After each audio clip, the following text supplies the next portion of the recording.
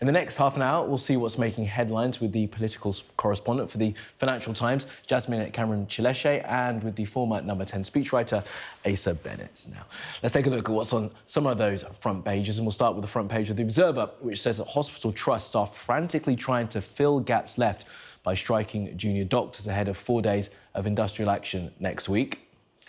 The Sunday Times says that Sir Keir Starmer's Labour Party will continue its ruthless campaigning. The paper says that Labour will accuse the Prime Minister of effectively decriminalising rape. The Sunday Telegraph has the leader of the Scottish Conservatives telling supporters to vote for Labour to oust the SNP. The call has reportedly caused some anger from Tory party HQ in London.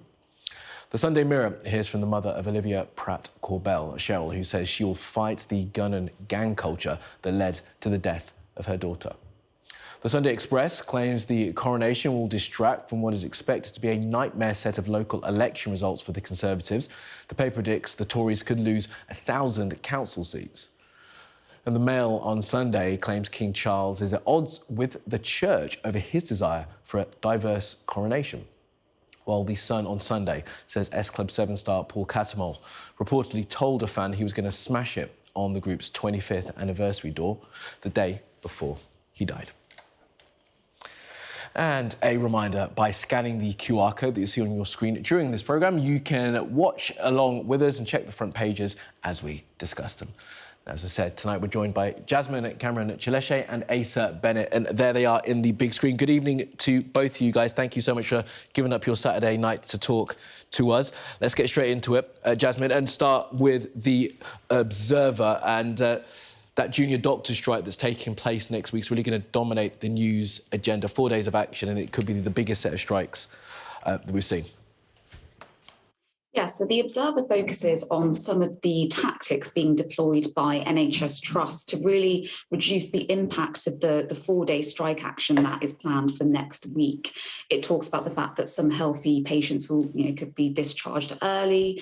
NHS workers may be asked to cancel leave. And there is a real feeling of trepidation about these strikes because we know that it comes at a time where the NHS is still reeling from the impacts of the pandemic, the impact of the seasonal winter pressures, and also the impact of ongoing strike action that we've seen over the past few months. And I think, we know that the government has made some headway with the NHS strikes, and that, say, for example, the Royal College of Nursing, they're currently weighing up an offer put forward by the government. But obviously, there's still a lot of back and forth between the BMA, who represent junior doctors, and the government over any potential pay deal. And that's why these strikes are still going ahead. And I think it puts the government in a very challenging position because, yes, these strikes have been going on for a long time, but I think there is a general understanding and acceptance that actually NHS workers perform a vital service. And anyone that's gone to their local supermarket can see that despite government claims that inflation will be down by the end of the year, you go into your supermarket and you see prices are still high, energy bills are still high. And I think people do recognise that NHS workers, particularly junior doctors, who are some of the lowest paid, are actually going through, are really impacted by inflation and the current economic circumstances. So I think it will be interesting to see how the government reacts to the next week's strikes, how individual NHS trusts are able to react, and what impacts that will have on the running of the service. Yeah, it certainly will be. And Asa, I mean, the ask, as we know from junior doctors, from the BMA, is for a 35% pay increase to make up for some 16 years of which they say was below inflation increases. And one of the interesting lines out of this Observer article is that consultants who I think last time stepped in to take some of the workload that junior doctors left when they were striking in their last strike are being threatened with pay cuts so they don't actually take on that workload this time. Well, yes, I think it shows that NHS managers are taking the gloves off in terms of trying to, take a no-nonsense approach to keep things turning as much as possible. Yet, we know from the same article that there's going to be, I think it's estimated 250,000 appointments disrupted, forcibly delayed, cancelled. And this speaks to the scale of chaos that will ensue inevitably because of the junior doctors and the role they play across the service, how important their work is. And so by withdrawing it, the scale of the spanner that they're throwing in the works. And yes, as you say, they are asking, in order to effectively keep pace with inflation and the cost of living, a 35% pay rise. The government has made clear that they view that as unsustainable and unacceptable, given effectively it's a sort of blank check. And Labour, interestingly, while it has made clear that instinctively it backs the cause, that Wes Streeting, as Shadow Health Secretary, has made clear he does not think the BMA are right to ask for 35%. So there isn't really a political consensus behind what the BMA is pushing for. Yet we know from the recent pay offer that was put on the table for NHS staff across the board that was, if memory serves, as much as 8%. So it was some way, when I think they were asking for a bit more than that, striking has worked recently. So amid all the tough talk, inevitably there'll be some sort of compromise and negotiators will be dragged back to the table. Yeah, especially if the service completely collapses for the 4 days that the strike action is taking place. All right, let's keep moving on, guys. And Asa, I'm going to stick with you. We're going to look at the front page of the Sunday Times now. And, of course, a story that's been making a lot of headlines the past week is what seems to be a new Labour Party tactic. The paper here describes it as being ruthless in their dirty tricks heading up to the next election. Asa, just talk us through the reporting here as the Sunday Times have it. Yeah, basically, Labour has been studying how elections have been won in America and Australia. Their conclusion is that they are not afraid to really get stuck in and sling mud. For too long, I think Labour's felt that they've tried to keep the higher ground and in doing so lose elections, while the Tories have been able to really sort of not pull punches and attack Labour in all sorts of ways, and then come away winners. So is it better to be sort of get dirty as a result? Well, in this case, Keir Starmer's quite happy too, in this sense, because they're putting out attack ads with Rishi Sunak's face and signature on it, effectively trying to ask voters in this first round of their campaign, basically, do you accept that adults convicted of sexually assaulting children should go to prison? Well, Rishi Sunak does not. There's so many issues with this, factual and all the rest, that people have been chewing over for the last few days. And even the Tories and others have pointed out that actually the only political leader who had a real say on what the sentencing arrangements was back then was Keir Starmer, who sat on the Sentencing Council as Director of Public Prosecutions. So there's all sorts of niggles and ways this has started to unravel. But I think the kind of Trump-style theory behind it is that if we're talking about it, the more we try and fact-check it, the more people then are hearing, perhaps, that Rishi Sunak is soft on crime. And so the purpose, effectively, the message we're getting is that, Keir Starmer's wanting to follow this up by saying that, the Tories effectively are decriminalising rape. So lots of inflammatory stuff. This will only build as we get near election time. Yeah, it certainly will. And just anecdotally, I did hear this exact discussion being had in the barbershop today with the advert being talked about by the guys there. I mean, Jasmine, just follow on with this because there's another story we're going to come to later, but just on that idea about sort of the ruthlessness of the Labour Party. I mean, the question, I guess, will be for some Labour supporters whether or not they'll be able to stomach that ruthlessness if it gets them wins. Yeah, I think Ace is right to point out that actually in previous years and months, there has been a feeling in some Labour circles that perhaps by taking the quote unquote high road, that actually they've allowed the Conservatives to dominate the narrative on certain topics. And I think in particular, when it comes to the issue of criminal justice and crime, I think the Labour Party are really keen to put their stamp on it and present this narrative to the public that after 12 or 13 years of a Conservative government, they've underfunded local services and effectively meant that certain crimes, be that rape or burglary, have been effectively decriminalised in this country. Now, as you say, whether or not that approach goes down well with Labour activists and whether or not they get the tone right is a different question. But I do think this does mark a shift in tactics being deployed by the Labour Party. And I think we should actually expect to see more and more of this as we move into the local elections and the general election, because this is a party that's been in opposition opposition for more than a decade now. They're hungry for power. They they feel like it's within their grasp. They're looking at the polls and they are willing to do whatever it takes to get the attention of the public. Now, whether the tone is correct or whether that feeds well with potential Labour voters or activists, well, I think we'll have to wait and see. Jasmine, just a quick thought from you as well on the front of the Observer. The same story, but the fact that there seems to be some disagreement within the party on the use of these kind of ads. I mean, what's that potentially going to do, do you think? I mean, I think it's quite interesting because when it first came out, I think the party tried to put forward a unified voice, and in the subsequent days, we've seen this briefing, and there's been a sense that perhaps not all those on the shadow front bench were in agreement. I do think it speaks to the fact that the party is still navigating what language and tone to use and how to get its messaging across to the public. And I think this perhaps will be written off as a gaffe, and maybe they will make sure all shadow members are fully on board before they put out messaging. But I think, it just speaks to a party trying to figure out what its message is and how to communicate that in an effective way to the public. And Asa, we haven't got loads of time left, but you were nodding along to some of that, and obviously you've advised on these kind of things on how to do these kind of comms, this kind of communication with adverts. I mean, do you think that what looks to be a divide between some parts of the party could be quite problematic for the Labour Party?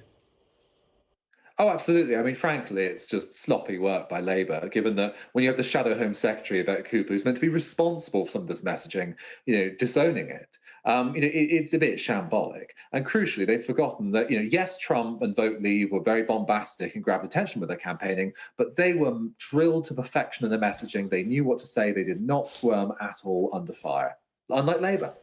Hello there and welcome back. You are watching the Press Preview. With me are the political correspondent for the Financial Times, Jasmine Cameron-Chileshe, and the former Number 10 speechwriter, Asa Bennett. And they're going to stay with us throughout the evening. Let's get back into the papers, and we'll start with the front of the Sunday Telegraph. And Jasmine, let's start with you on this one. And it's politics again. And this is what may well seem as a bit of a bizarre comment coming from the leader of the Conservatives in Scotland. Just talk us through this reporting, if you can.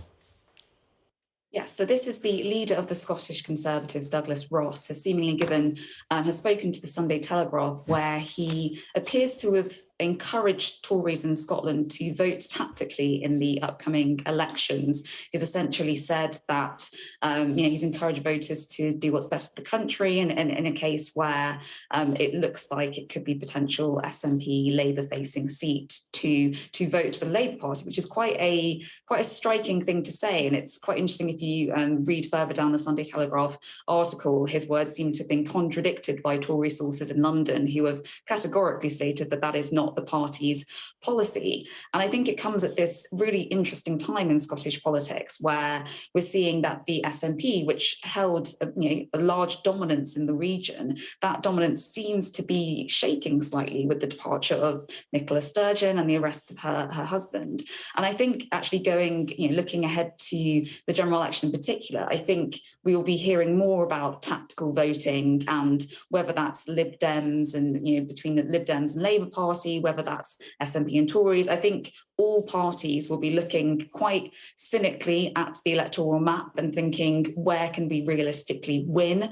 And will be, perhaps not making comments as bold as Douglas Ross has said in the Sunday Telegraph, but there will be these discussions in party headquarters of where they should be encouraging their voters to vote and how best they can hold on to power in their respective regions. And Asa, what did you make of this when you read it? Because, of course, it's worth remembering that the Labour Party desperately need to come back in Scotland. So it does strike me as interesting that Douglas Ross would be saying this. Absolutely. Basically, if Keir Starmer's going to become the next Prime Minister, then Labour needs to win big. It needs to come back in a really huge way in Scotland. And that requires an overturning of the SNP's stranglehold on Holyrood. So that is why I can really understand that Tory HQ in London would have basically freaked out about their Scottish Tory leader suggesting that maybe votes for Labour could work for the wider reason of getting the SNP out. However, at the same time, I can sort of understand where Douglas Ross is coming from, because he can read the same polls that we can all see. He knows that not everyone who is following what he says, will instinctively and may well decide to vote Tory. And so I think he's then trying to say that if you are not going to vote Tory, then consider anyone else who is best placed to beat the SNP. Because after all, the Tories have been able to beat the opposition under some people like Ruth Davidson. So this is, I think, the best they can really aim for in Scotland. OK, guys, let's move on to the front of the Mail and some stories I want to get to about the coronation. And the Mail, Asa, it tells us that Charles is at odds with the church because he wants a diverse coronation. What are the details in this? Well, basically, it's all about, and the details are being kept very closely under wraps. So Buckingham Palace and Lambeth Palace, to be clear, are refusing to confirm anything. But what we understand from the reports is it's all about, how Charles's idea of being a sort of king for multicultural, multi-faith Britain will play out. The idea that effectively the king is meant to be, head of the Church of England, and defender of the faith. He has said before that he quite fancies the idea of being the defender of faith in general, as reflecting the many religions and creeds that exist in this country. And so basically, how do they square this? All the constitutional questions that may have to be played out on this, these are all being done behind closed doors. So we'll have to see. And of course, it's only a few more weeks until this thing has to be finalised. And as part of it, there has to be an order of service put together, which will lay out a lot of the procedure about this. So we await with bated breath. Yeah, we're going to find out pretty soon, Asa, as you say. And Jasmine, this is interesting that this is all about the order of service because, as Asa said, Charles does want it to be as diverse as possible. And when the invitation was released a few days ago, there was a lot of chatter on social media about the green man being at the very centre of it, the pagan symbol, which a lot of people online were saying is a sign of how Charles is trying to be, as Asa said, a protector of faith. Yeah, so I think the monarchy under King Charles is in a really interesting place in that it's trying to balance the need for tradition and heritage with also the need to adapt to modern society. And ultimately, for the monarchy to survive, it needs to be an institution that people of all faiths, races and classes can look at and feel engaged by, feel interested in. And I think the story really gets to the heart of that tension of what kind of king King Charles wants to be and what he wants the monarchy to look like under him.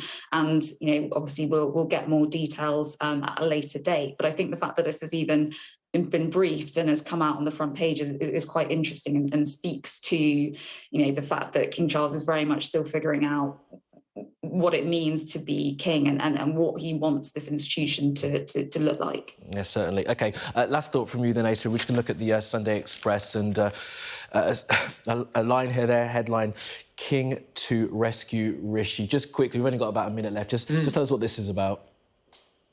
Basically, he's not wading into politics. And in fact, it's just that the coronation will happen in the wake of the local elections, which are widely expected to be basically an electoral bloodbath for the Tories. And so it will be very helpful for the Prime Minister because then people will not be paying attention to that so much. They will instead be basking and singing God Save the King and busy focusing and uniting and coming together for such an occasion. Jasmine, you're smirking at that. The idea that TV won't be paying any attention to the potential shellacking that the Tories are going to get at the local elections is probably not quite true. Yeah, I was quite curious by the framing because if, as the paper is suggesting, that the Conservatives lose around 1,000 seats, I mean that's certainly going to be of interest to newspapers and TV, and I'm sure we'll all be talking about it. So, despite the coronation, We definitely will. All right, Jasmine, Asa, lovely to talk to you guys both.